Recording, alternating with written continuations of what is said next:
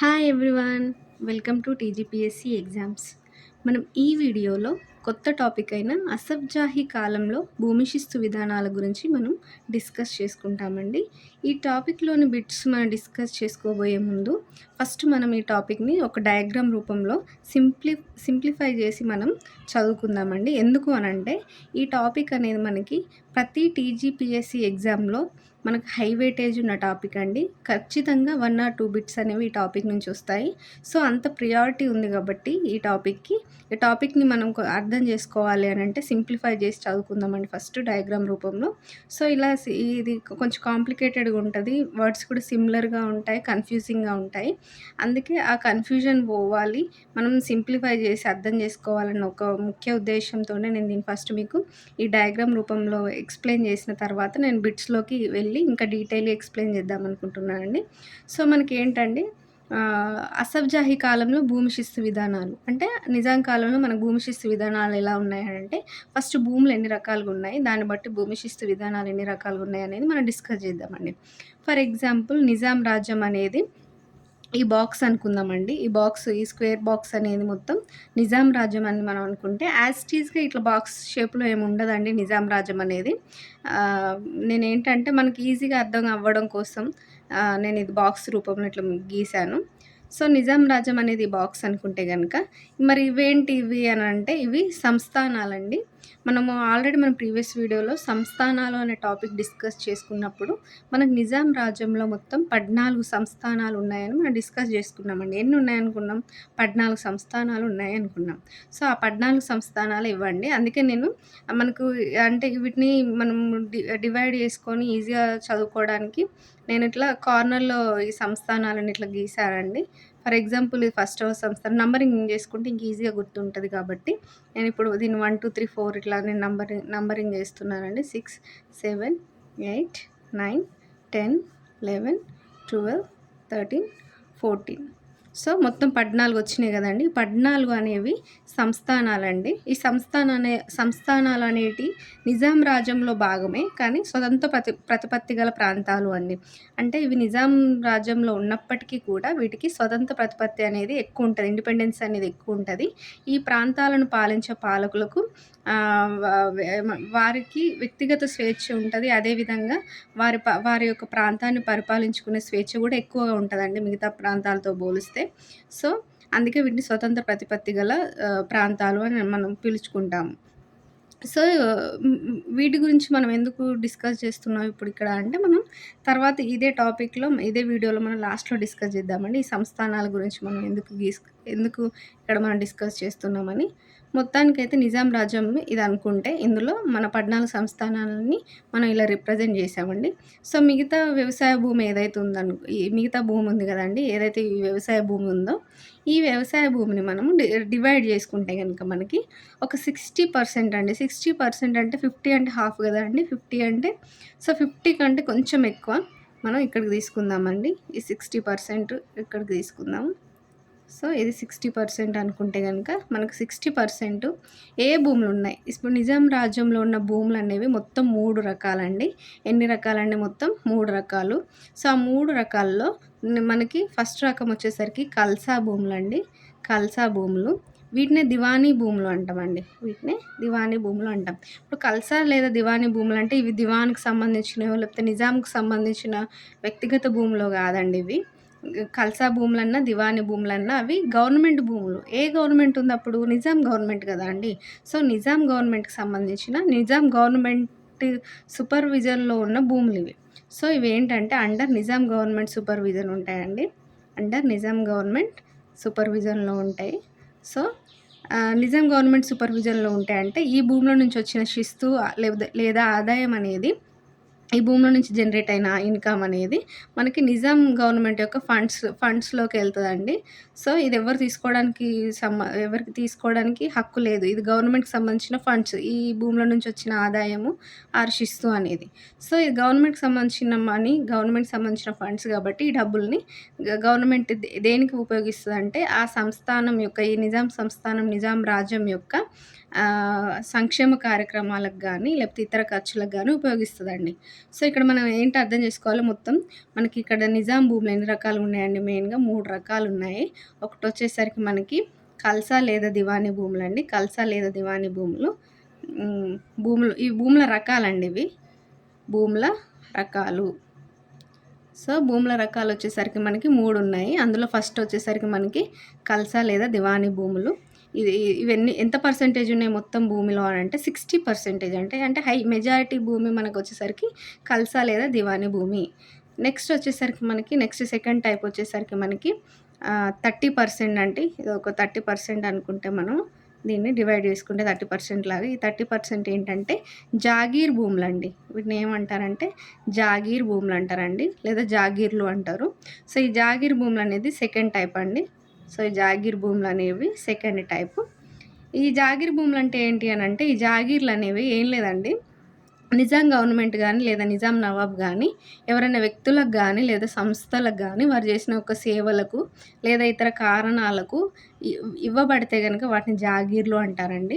So, ఆ భూముల నుంచి శిస్తు వసూలనేది వాళ్ళే చేసుకుంటారు. అంటే ఎవరికైతే ఇవ్వబడుతదో, ఏ వ్యక్తికైతే ఇవ్వబడుతదో, లేకపోతే ఏ సంస్థకైతే ఇవ్వబడుతదో వారు ఆ భూమి మీద భూమి హక్కయితే కలిగి ఉండరండి. అంటే భూమిని వాళ్ళు అమ్మడానికి గానీ వీలుండదు వాళ్ళకి. భూమి మీద ఎటువంటి హక్కు వాళ్ళకి యాజమాన్య హక్కు ఉండదండి. కానీ భూమి శిస్తు హక్కు ఉంటది. అంటే ఇప్పుడు వారు చేసిన సేవలకు గాను ఆ భూమి శిస్తు నుంచి జనరేట్ అయిన ఇన్‌కమ్‌ని వాళ్ళు ఖర్చులకు ఉపయోగించుకోవచ్చు. సో, ఇక్కడ మనం గుర్తుంచుకోవాల్సిందేంటంటే జాగీర్లు అంటే ఏంటంటే నిజాం నవాబ్ గానీ, నిజాం గవర్నమెంట్ గానీ ఎవరైనా వ్యక్తులకు గానీ, సంస్థలకు గానీ ఇచ్చే భూమి అండి. సో, ఆ భూమి మరి వాళ్ళకి సొంతమా? వాళ్ళకి యాజమాన్య హక్కు ఉంటదా అంటే యాజమాన్య హక్కు ఉండదండి. కాకపోతే వాళ్ళకి భూమి శిస్తు వసూలనే హక్కు ఉంటది. అంటే ఆ భూమి నుంచి జనరేట్ అయిన ఇన్‌కము, శిస్తు వాళ్ళు ఉపయోగించుకోవచ్చు అనేవే ఈ జాగీర్ భూములు. సో, ఈ సెకండ్ టైప్ అండి. మరి థర్డ్ టైప్ ఏంటంటే ఈ థర్డ్ టైపు సర్ఫేకాస్ భూములండి. ఏం భూములంటే సర్ఫేకాస్ భూములు. ఇవి ఎంత పర్సెంటేజ్ ఉన్నాయంటే 10% ఉన్నాయండి. సో, థర్డ్ వచ్చేసరికి సర్ఫేకాస్ భూములు. మరి సర్ఫేకాస్ భూములు అంటే ఏంటండి? సర్ఫేకాస్ భూములు అంటే ఏం లేదండి, నిజాం యొక్క వ్యక్తిగత భూములు. సో, నిజాం యొక్క సొంత భూములు లేదా వ్యక్తిగత భూములని సర్ఫేకాస్ భూములు అంటారండి. మరి ఈ సర్ఫేకాస్ భూముల నుంచి వచ్చిన శిస్తు ఎవరు ఉపయోగించుకుంటారంటే నిజామే. అదే నిజాంకి సంబంధించిన వ్యక్తిగత భూములు అనుకున్నాం గదండీ. సో, నిజాం వ్యక్తిగత భూములైనప్పుడు అవి దాని నుంచి వచ్చిన శిస్తును గూడా, దాని నుంచి వచ్చిన ఇన్‌కమ్‌ను గూడా నిజాం సొంత ఖర్చుకు వాడుకుంటాడండి. సో, అందుకే వీటిని సర్ఫేకాస్ భూములన్నాం. ఇది ఎంత పర్సెంటేజ్ ఉంది మొత్తం భూములు నిజాం రాజ్యంలోని భూములలో అంటే మనకి 10% ఉందండి ఈ సర్ఫేకాస్ భూములనేటివి. సో, మనం మెజారిటీ వైజ్ చూసుకుంటే ఎక్కువ మొత్తంలో కల్సా లేదా దివానీ భూములున్నాయండి. నెక్స్ట్ 30% చూసుకుంటే జాగీర్ భూములున్నాయి. తర్వాత 10% తోటి లీస్ట్‌లో మనకు సర్ఫేకాస్ భూములు అంటే నిజాం యొక్క వ్యక్తిగత భూములున్నాయి. ఇక్కడ మీకు మీరు కన్‌ఫ్యూజ్ కావద్దండి. నిజాం గవర్నమెంట్ భూములు వేరు, నిజాం భూములు వేరు. ఇప్పుడు ఫర్ ఎగ్జాంపుల్ నేను తెలంగాణ గవర్నమెంట్ భూములు సీఎం రేవంత్ రెడ్డి గారి భూములని నేను ఇట్లా మీకు ఎగ్జాంపుల్‌గా చెప్తున్నానండి. ఇప్పుడు కల్సా లేదా దివానీ భూములనంటే గవర్నమెంట్‌కి సంబంధించినయి గదండీ. అప్పుడు నిజాం గవర్నమెంట్ కాబట్టి నిజాం గవర్నమెంట్ భూములన్నాం. సో, ఇప్పుడుందేంటి మనకి తెలంగాణ స్టేట్ గదా! తెలంగాణ స్టేట్ గవర్నమెంట్ భూములు అనుకుందాం. ఇప్పుడు సర్ఫేకాస్ భూములంటే ఏంటి? రేవంత్ రెడ్డి గారి యొక్క సొంత భూములన్నమాట. సో, ఇక్కడ నిజాం భూములు వేరు, నిజాం గవర్నమెంట్ భూములు వేరు. అదేవిధంగా ఇక్కడ రేవంత్ రెడ్డి గారి భూములు వేరు, స్టేట్ గవర్నమెంట్ భూములు వేరు. అట్లా నేను మీకు ఈజీగా అర్థం అవ్వడం కోసం నిజాం గవర్నమెంట్ భూములు వేరు, నిజాం భూములు వేరు అనే విషయాన్ని మీకు ఈజీగా అర్థం అవ్వాలని నేను ఫర్ ఎగ్జాంపుల్ చెప్పానండి. సో, ఇక్కడ సర్ఫేకాస్ భూములనేవి నిజాం యొక్క వ్యక్తిగత భూములు. ఈ భూముల నుంచి వచ్చిన జనరేట్ అయిన ఇన్‌కమ్ గానీ, శిస్తు గానీ ఆయన సొంత ఖర్చులకు మాత్రమే ఉపయోగించుకుంటాడు. సో, ఇప్పుడు మనం ఈ కల్సా లేదా దివానీ భూములు ఏవైతే అండర్ నిజాం గవర్నమెంట్ సూపర్విజన్ ఉన్నాయో ఆ భూములలో ఉన్న విధానం ఏంటి? ఎటువంటి భూమి శిస్తు విధానం ఉందంటే రైత్వారి విధానం ఉందండి. ఇక్కడ వెరీ వెరీ ఇంపార్టెంట్ అండి. రైత్వారి విధానం అనేది మనము ఈ తెలంగాణ హిస్టరీలో గానీ, ఇండియన్ హిస్టరీలో గానీ, ఇండియన్ ఎకానమీలో గానీ, తెలంగాణ ఎకానమీలో గానీ మనం రిపీటెడ్‌గా చదువుకుంటాం రైత్వారి విధానం గురించి. అసలు రైత్వారి విధానం అంటే ఏంటి అనంటే, రైత్వారి విధానంలో మనకి ఏం లేదండి. ఇక్కడ రైత్వారి అని అంటేనే మనకు అర్థం కావాలి. రైతులకి భూమి మీద హక్కు కలిగించే విధానాన్ని రైత్వారి విధానము అంటారండి. సో, రైతులకి భూమి మీద హక్కు కలిగించడాన్ని రైత్వారి విధానం అనుకుంటారని మనం అనుకున్నాం.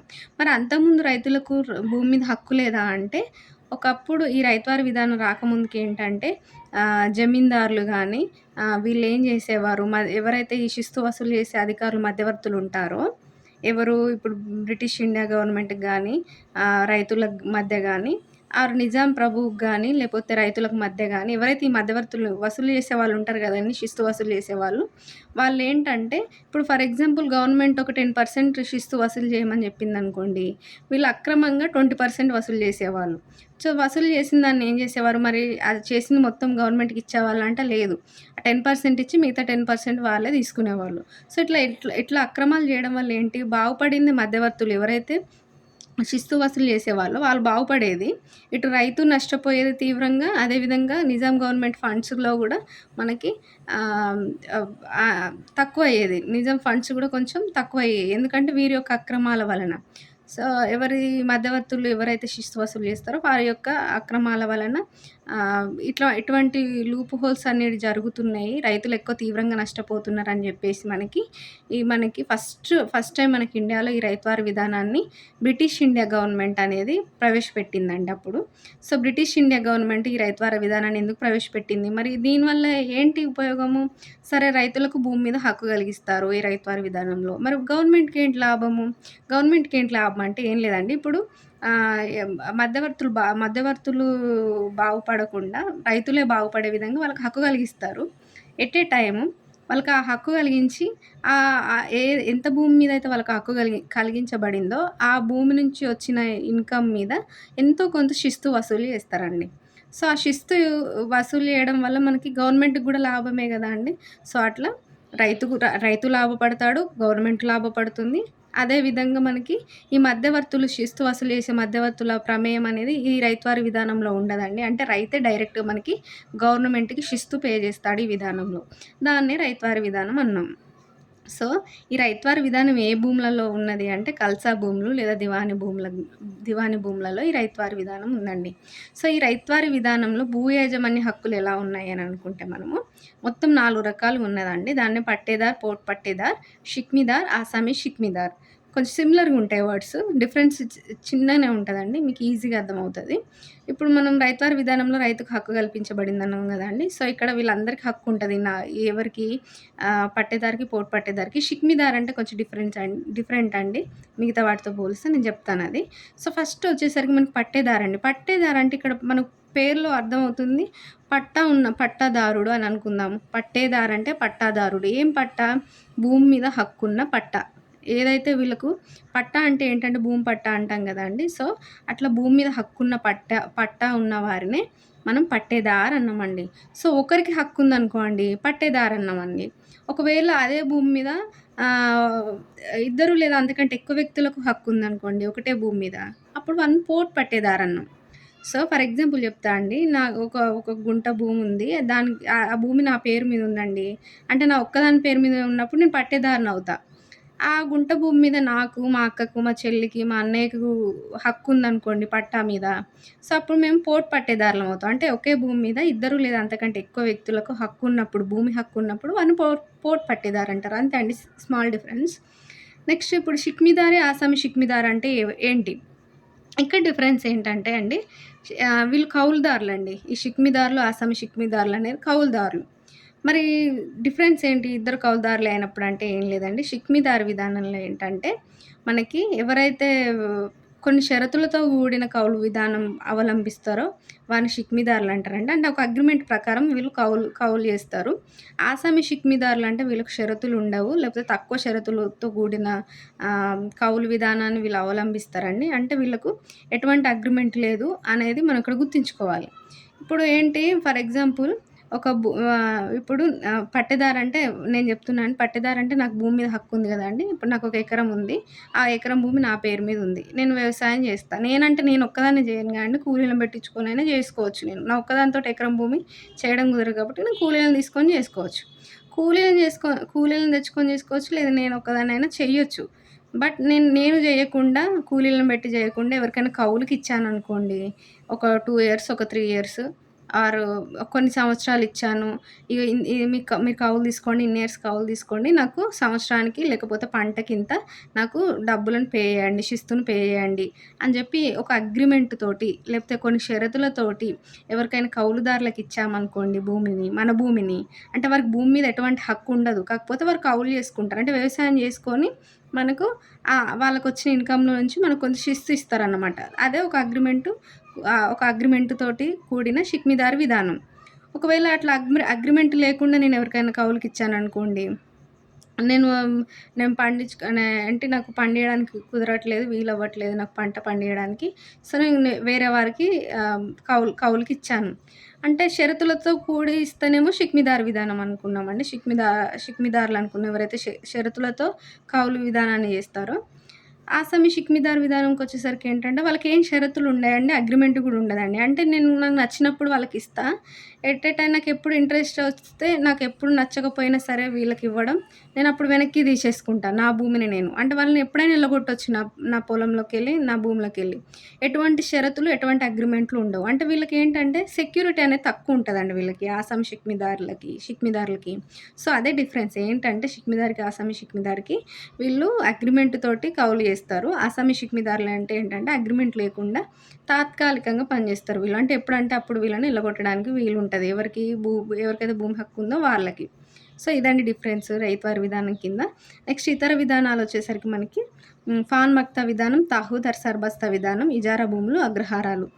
ఇందులో మనకి ఈ ఫాన్ మక్తా విధానం, తాహూదర్ సర్బస్తా విధానం అంటే కొంచెం సిమిలర్‌గా ఉంటాయండి. నేను మీకు ఆ డిఫరెన్స్ కూడా చెప్తా. ఎందుకు సిమిలర్ అని అంటే గనక సిమిలారిటీస్ చూసుకుంటే ఈ ఫాన్ మక్తా విధానమైన, తహూదర్ సర్బస్తా విధానమైనా గానీ మనకి ఏం లేదండి.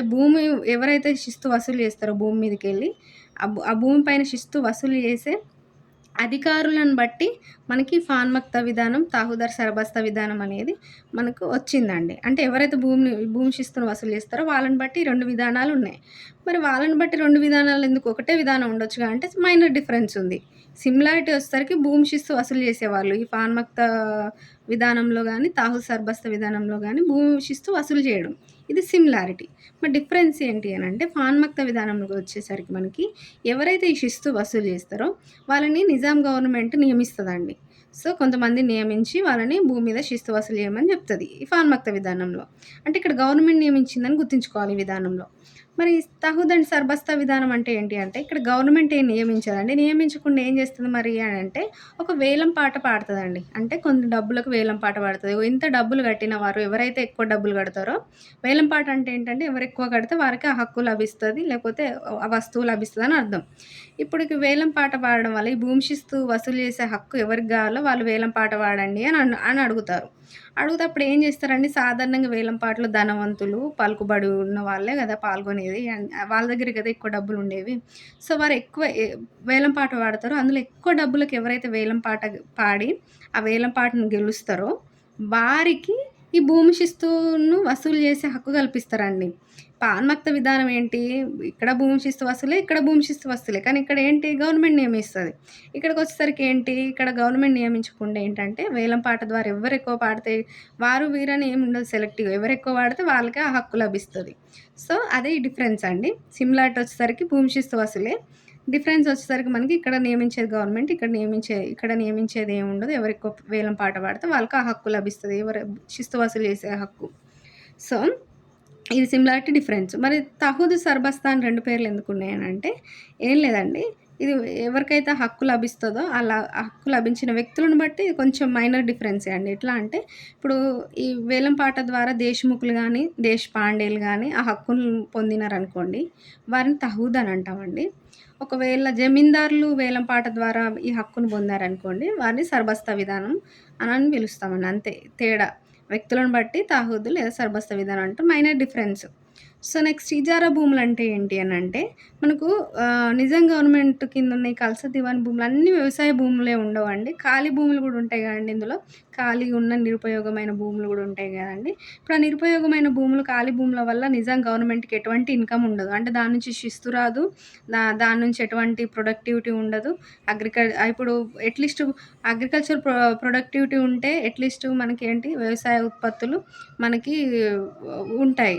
సో, అగ్రికల్చర్ అగ్రికల్చర్ ప్రొడక్టివిటీ ఉండదు. ఎట్ ఏ టైమ్ మనకి ఇన్‌కమ్ జనరేషన్ అనేది గూడా ఉండదు ఆ భూముల నుంచి. సో, నిరుపయోగంగా ఉండడం వల్ల నిజం గవర్నమెంట్‌కి ఏమి యూజ్ ఉండదు. దానికి తోడు నష్టం ఎక్కువుంటది. కాబట్టి ఈ ఇజారా భూములను ఏం జేషిండ్రంటే అంటే ఇజారా అంటే ఏంటంటే అంటే నిరుపయోగమైన భూములు, ఖాళీగా ఉన్న భూములు అండి. ఈ ఖాళీగా ఉన్న భూములను ఖాళీగా ఉంచకుండా ఈని ఏం జేశారంటే తక్కువ ఇంట్రెస్ట్‌కి అంటే తక్కువ కౌలిస్తారండి. ఇక్కడ ఇజారా భూమిలో గూడా కౌలే ఇస్తారు. అగ్రహారాలకు గూడా కౌలే తీసుకుంటారు. సో, ఇజారా భూములేంటంటే తక్కువ కౌలుకి పండించుకోమని జెప్పి ప్రజలకిస్తారండి. ఈ నిజాం గవర్నమెంట్ కిందున్న భూములని ప్రజలకి ఎవరికైనా ఇయ్యొచ్చిక్కడ. వాళ్ళకి వీళ్ళకని ఏం లేదు. ప్రజలెవరికైనా సరే తక్కువ కౌలుకి ఇజారా భూములనిచ్చి వ్యవసాయం జేసుకోమంటారు. చేసుకోమని అవి వ్యవసాయ భూముల్లాగా మారిన తర్వాత ఈ ఖాళీ భూములని వ్యవసాయ భూముల్లాగా మారిన తర్వాత ఒక 30-40 ఇయర్స్ అట్లా లాంగ్ రన్‌లో మనకప్పుడు ఎక్కువ కౌలుకు పెంచుతారనమాట. అంటే పూర్తిగా వ్యవసాయ భూమిలాగా మారినంక చాలా ఇయర్స్‌కి దీన్ని పూర్తి కౌలుకి మారుస్తారు. ఫస్ట్ అయితే తక్కువ కౌలుకిస్తారు. ఎందుకు అనంటే తక్కువ కౌలుకి ఇయ్యడం వల్ల కొంచెం ఇన్‌కమ్ జనరేట్ అవుతది. ఎంతో కొంత ఇన్‌కమ్ జనరేట్ అయితది. తక్కువ, ఎక్కువ పక్కన పెడితే ఎంతో కొంత ఇన్‌కమ్ జనరేట్ అయితది గవర్నమెంట్‌కి. అదే విధంగా ఈ ఖాళీగా ఉన్న భూములనేవి వ్యవసాయ భూములుగా మార్చబడతాయి. సో, ఫ్రీగా మార్చబడతాయి గదా అండీ! సో, అట్లా ఆ ఖాళీ భూములను ఖాళీగా ఉంచకుండా వ్యవసాయ భూమిలాగా మార్చడం వల్ల ఇన్‌కమ్ జనరేట్ అవుతది. ఎట్ ఎ టైమ్ మనకి అగ్రికల్చర్ ప్రొడ్యూస్ అనేది గూడా ఉంటది గాబట్టి, మనకి ఇజారా భూములననేటియి ఆహ్, సా ప్రజలందరికీ ఏవైతే ఇజారా భూములున్నాయో, ఖాళీ భూములున్నాయో వాటిని తక్కువ కౌలుకిచ్చి తర్వాత ఒక 30-40 ఇయర్స్ దాకా వాళ్ళకి తక్కువ కౌలుకిచ్చి తర్వాత పూర్తి కౌలుకు మార్చుతారు.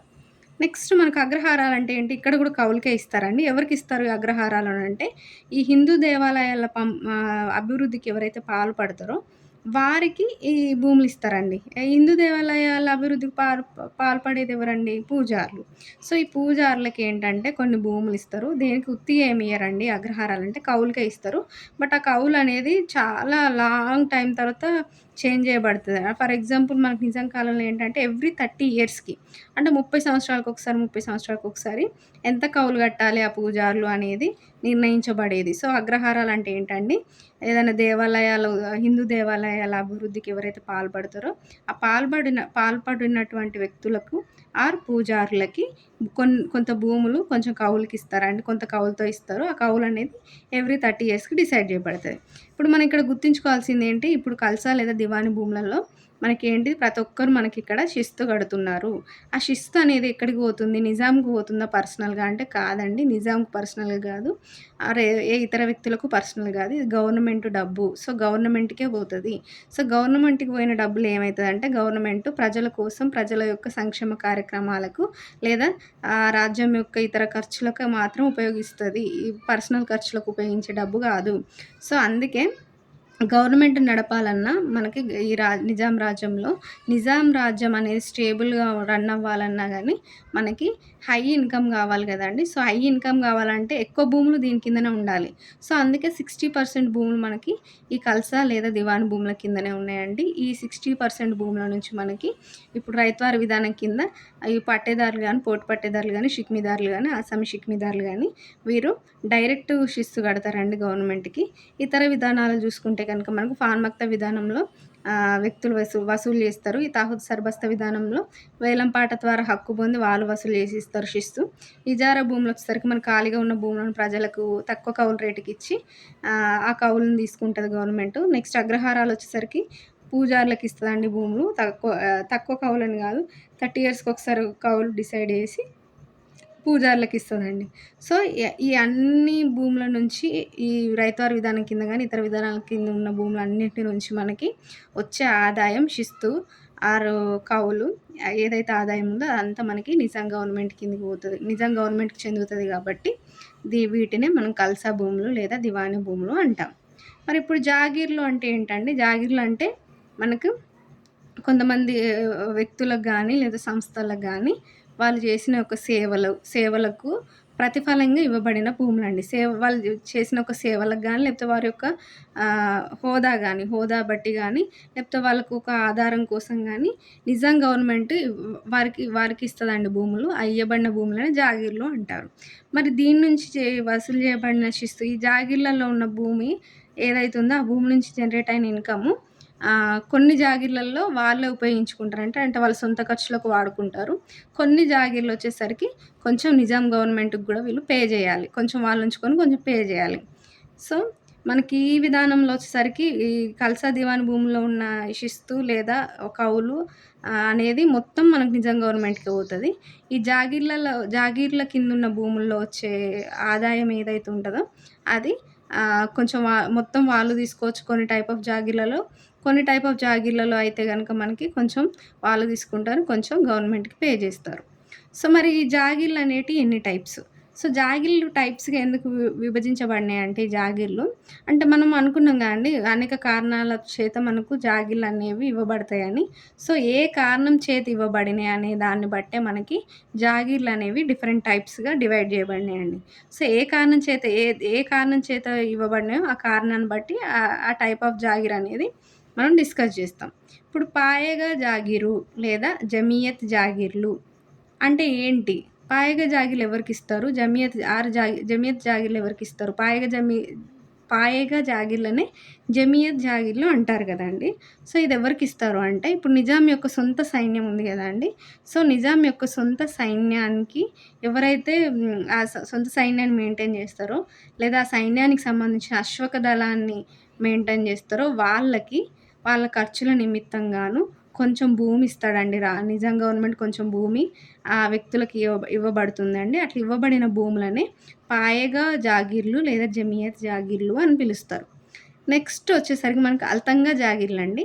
అల్తంగా జాగీర్లంటే ఏం లేదండి. ఎవరికైనా సరే ఎవరైనా వ్యక్తులకు వివిధ కారణాల చేత ఎవరైనా సరే ప్రజలకి మనకి రాజముద్ర ద్వారా అంటే ఏదైనా కారణం చేత రాజముద్ర ద్వారా ఈ ఈ భూములు ఇవ్వబడినాయనుకోండి వాటిని అల్తంగా జాగీర్లు అంటారండి. సో, అల్తంగా జాగీర్లు అంటే ఏంటంటే రాజముద్ర ద్వారా ఇవ్వబడిన భూములు. నెక్స్ట్ వచ్చేసరికి మనకి జాగీర్లండి. జాగీర్లంటే ఏం లేదండి. ఇప్పుడు గవర్నమెంట్‌కి సేవలు చేసే వాళ్ళుంటారు గదండీ! నిజాం గవర్నమెంట్‌కి. అట్లా సేవలు చేసే అధికారులకు ఇవ్వబడిన భూములే జాగీర్లు అండి. నెక్స్ట్ వచ్చేసరికి తనఖా జాగీర్లండి. తనఖా జాగీర్లంటే ఏం లేదండి. సేమ్ కొంచెం జాగీర్లలానే ఉంటది గానీ డిఫరెన్స్ ఏంటంటే తనఖా జాగీర్లు మనకి ఏదైనా క్లిష్ట సమయంలో మనకి నిజాం గవర్నమెంట్‌కి ఎవరన్నా ఆర్థిక సహాయం చేశారనుకోండి. అంటే ఆర్థిక సంక్షోభంలో ఉన్న టైంలో ఎవరైనా ఆర్థిక సహాయం చేస్తే ఆ ఆర్థిక సహాయానికి బదులు వాళ్ళకి కొన్ని భూములు ఇవ్వబడేవండి. అట్లా ఇవ్వబడిన భూములనే తనఖా జాగీర్లు అంటారండి. అంతేకాకుండా ఆర్థిక సహాయమే గాకుండా కొంతమంది సైనికాధికారులు ఉంటారు గానీ, ముఖ్య సైనికాధికారులు వాళ్ళకి గూడా కొన్ని భూములు ఇవ్వబడేవి. వాటిని గూడా తనఖా జాగీర్లు అని అంటాము. నెక్స్ట్ వచ్చేసరికి మనకి మష్రూతీ జాగీర్లండి. మష్రూతీ జాగీర్లంటే ఏం లేదండి. ఎవరైతే సమాజ సేవ చేస్తారో వాళ్ళకి ఆ సమాజ సేవ చేసినందుకు వాళ్ళ ఖర్చులకు డబ్బులుండాలి గదండీ! సమాజ సేవ చేయడానికి. సో, ఆ సమాజ సేవ చేయడానికి కావాల్సిన డబ్బులు వీళ్ళు వీళ్ళకి ఇవ్వబడిన భూముల నుంచి వచ్చే వీళ్ళకి ఇవ్వబడిన భూముల నుంచి వచ్చే ఇన్‌కమ్ నుండి వాళ్ళు ఆ ఖర్చు చేస్తారు. ఆ సమాజ సేవ చేస్తారు. లేకపోతే ఏదైనా మతాభివృద్ధికి సంబంధించిన కృషి చేస్తారు. వాళ్ళకు అవి అవి ఈ సమాజ సేవ చేయాలన్నా, లేకపోతే ఏదైనా మతానికి సంబంధించిన అభివృద్ధి చేయాలన్నా వీళ్ళకు కొంచెం డబ్బులు గావాలి గాబట్టి వాళ్ళు కొంత భూములిస్తారండి. అట్లా ఇవ్వబడిన భూములనే మష్రూతీ భూములు మష్రూతీ జాగీర్లు అని పిలుస్తామండి. సో, వాళ్ళు ఎప్పటి వరకైతే ఆ సేవ చేస్తారో, లేకపోతే ఎప్పటి వరకైతే ఆ పని చేస్తారో అప్పటి వరకే ఈ మష్రూతీ జాగీర్లనేవి వాళ్ళకి ఇవ్వబడతాయి. ఇప్పుడు మనకి పర్పసే సేవ జేయడం కోసం గదండీ! సో, ఆ సేవ చేసినంత మట్టికే వాళ్ళకి సేవ చేసినంత కాలం వరకే వాళ్ళకి ఈ మష్రూతీ జాగీర్లనేవి ఇవ్వబడతాయని గుర్తుంచుకోవాలి. నెక్స్ట్ వచ్చేసరికి మనకి మదర్ మాష్ జాగీర్లండి. మదర్ మాష్ జాగీర్లంటే ఏం లేదండి. కొంతమంది సమాజ సేవ కోసం కృషి చేస్తూ చనిపోతారు అండి. ఆత్మార్పణ చేసుకుంటారు. సమాజ సేవ కోసం చనిపోతారు గదా! అట్లా చనిపోయిన వారి కుటుంబాలకు జీవనాధారం ఉండాలి గదండీ! సో, అట్లా వాళ్ళ కుటుంబాలకు జీవనాధారం కోసం కొన్ని భూములిస్తారండి వాళ్ళకి బతకడం కోసం. అట్లా ఇవ్వబడిన భూములనే మదర్ మాష్ జాగీర్లు అన్నారండి. సో, ఫర్ ఎగ్జాంపుల్ మనకి ఎవరన్నా ఇప్పుడు గవర్నమెంట్‌లో పనిచేసే వ్యక్తులు గానీ, లేకపోతే ఏదన్నా ఇప్పుడు మన తెలంగాణలో చూసుకున్నా, ఇండియాలో చూసుకున్నా గానీ ఎవరైనా సమాజ సేవ చేసిన వాళ్ళు చనిపోయినా, లేకపోతే గవర్నమెంట్‌కి సేవ చేసేవాళ్ళు చనిపోయినా గానీ, వాళ్ళ కుటుంబాలకు కొంచెం ఆర్థిక సాయంగా ప్రకటిస్తది కదండీ గవర్నమెంటు. అట్లా అప్పుడు నిజాం కాలంలో గూడా అట్లుంది అని మనం గుర్తుంచుకోవాలి. అంటే వాళ్ళు డబ్బులివ్వకుండా భూములిచ్చేవాళ్ళు. సో, అలా ఇవ్వబడిన భూములనే మదర్ మాస్ జాగీర్లు అని పిలుస్తాం. నెక్స్ట్ వచ్చేసరికి ఇలాకా జాగీర్లండి. ఇలాకా జాగీర్లు ఎవరికిస్తారంటే, ముఖ్య అధికారులు ఉంటారు గదండీ! బాగా హై లెవెల్ అధికారులు వాళ్ళకివ్వబడిన భూములు ఇలాకా జాగీర్లు అంటారండి. అట్లా ఇవ్వబడిన జాగీరే మనకి సాలార్‌జంగ్ యొక్క ఇలాకా జాగీరండి. ఈ సాలార్‌జంగ్ యొక్క ఇలాకా జాగీరనేది మనకి ఇలాకా జాగీర్లన్నిటిలోకెల్లా అతి పెద్ద ఇలాకా జాగీరండి. సో, ఇలాకా జాగీర్‌లో అతి పెద్ద ఇలాకా జాగీర్ ఎవరిది అంటే, ఈ సాలార్‌జంగ్ యొక్క ఇలాకా జాగీరు. ఏంటండి ఒకసారి మనం ఇది రివిజన్ చేసుకుందాం ఈజీగా ఉండడానికి. పాయెగా జాగీరు, జమియత్ జాగీరు అంటే ఏం లేదండి. నిజాం యొక్క సొంత సైన్యాన్ని ఎవరైతే మెయింటైన్ చేస్తారో వారికి ఇవ్వబడిన భూములు. అల్తంగ జాగీర్లంటే రాజముద్ర ద్వారా ఇవ్వబడిన భూములు ఎవరికైనా ఇవ్వచ్చు. జాగీర్లంటే నిజాం గవర్నమెంట్‌కి సేవలు చేసిన వారికి ఇవ్వబడిన భూములు. తనఖా జాగీర్లంటే ఏం లేదండి. ఇది గూడా నిజాం గవర్నమెంట్‌కి సంక్షోభ సమయంలో ఆర్థిక సహాయం చేసిన వారికి గానీ, స సైన్యాధికారులకు గానీ ఇవ్వబడిన భూములే తనఖా జాగీర్లు. మష్రూతి జాగీర్లంటే ఏం లేదండి. సమాజ సేవ చేసేవారికి, మతాభివృద్ధికి కృషి చేసేవారికి ఇవ్వబడిన భూములు. మదర్‌మాష్ జాగీర్లంటే ఎవరైతే సమాజ సేవ కోసం చనిపోతారో, ఆ చనిపోయిన కుటుంబాలకు ఇవ్వబడిన భూములే మదర్‌మాష్ జాగీర్లు. ఇలాకా జాగీర్లంటే ఎవరైనా ముఖ్యమైన అధికారులు ఉంటారు గదండీ! సాలార్‌జంగ్ లాంటి వాళ్ళు. సో, అలాంటి వాళ్ళకి ఇవ్వబడిన భూములే ఇలాకా జాగీర్లు. సో, ఇక్కడికి మనం జాగీర్లు అవగొట్టామండి. అండ్ కల్సా భూములు, దివాన్ భూములను గూడా అవగొట్టాము. నెక్స్ట్ వచ్చేసరికి మనకు సర్ఫేకాస్ భూములంటే ఏం లేదండి. ఇది సింపుల్ వన్ సెంటెన్స్‌లో సర్ఫేకాస్ భూములనేటివి నిజాం యొక్క వ్యక్తిగత భూములు. ఆ భూముల నుంచి జనరేట్ అయిన ఇన్‌కమ్ గూడా నిజాం యొక్క సొంత ఖర్చులకు మాత్రమే ఉపయోగించబడతదనేది ఇక్కడ మాట్లాడుకున్నాం. ఇంక ఇతరాలు ఏమున్నాయంటే, ఇతరాలు మనకు పేష్కస్ అండ్ ఈనాం భూములండి. పేష్కస్ అంటే ఏంటంటే, మనం డిస్కస్ చేసుకున్న వీడియోలో ఏంటి, ఇప్పుడు ఇది నిజాం రాజ్యం అనుకుంటే ఈ 14 1, 2, 3, 4, 5, 6 ఇట్లా ఉన్న ఈ 14 ప్రాంతాలనేటివి సంస్థానాలు నిజాం రాజ్యంలో ఉన్నాయని డిస్కస్ చేసుకున్నాం గదండీ! మరి ఈ సంస్థానాలు నిజాం రాజ్యంలో భాగమే. అవి స్వతంత్ర ప్రతిపత్తి ఉన్నప్పటికి గూడా అవి నిజాం రాజ్యంలో భాగమే. నిజాం రాజ్యంలో భాగమైనందుకు గాను వీళ్ళు నిజాం గవర్నమెంట్‌కి కొంత శిస్తు పే చేసేవాళ్ళండి. ప్రతి సంవత్సరం కొంత శిస్తు పే చేసేవాళ్ళు. సో, అట్లా పే చేసిన శిస్తునే మనం పేష్కాస్ అని పిలిచామండి. పేష్కాస్ అనేది ఎవరు పే చేసిన శిస్తు అంటే, ఈ సంస్థానాధీశులు ఎవరైతే ఉన్నారో వాళ్ళు పే చేసిన శిస్తునే పేష్కాస్ అనుకున్నాం. నెక్స్ట్ వచ్చేసరికి ఈనాం భూములండి. ఈనాం అంటే ఏం లేదండి. ఎవరికైనా బహుమానంగా, ఈనాం అంటే అర్థం బహుమానం అండి. సో, ఎవరికైనా బహుమానంగా ఇవ్వబడిన భూములని ఈనాం భూములని అంటామండి. సో, ఇక్కడికి మనం ఈ భూమి శిస్తు విధానాలలో మనం భూములు ఎన్ని రకాలు, భూములు మొత్తం 3 రకాలు. ఆ 3 ఏంటి అనేది చదువుకున్నామండి. అవి ఏంటి అని చదువుకున్నాం. అవి ఎంత పర్సెంటేజ్‌లో ఉన్నాయి మొత్తం భూముల్లో, మొత్తం నిజాం రాజ్యంలో ఉన్న వ్యవసాయ భూములు ఎంత పర్సెంట్ ఉన్నాయని చదువుకున్నాం. అంతేకాకుండా ఈ సంస్థానాలు ఎన్నున్నాయి, ఆ సంస్థానాలు పే చేసే శిస్తుని ఏమంటారని చదువుకున్నాం. ఈ 3 రకాల ఉన్న భూముల్లో మొదటి రకమైన కల్సా దివాని భూముల్లో ఉన్న రైతువారి విధానం కిందున్న మనకి భూ భూ యాజమాన్య హక్కుల గురించి చదువుకున్నాం. ఇతర విధానాల కిందున్న విధానాలు మిగతా విధానాలను గానీ, లేదా భూములను గానీ డిస్కస్ చేసుకున్నాం.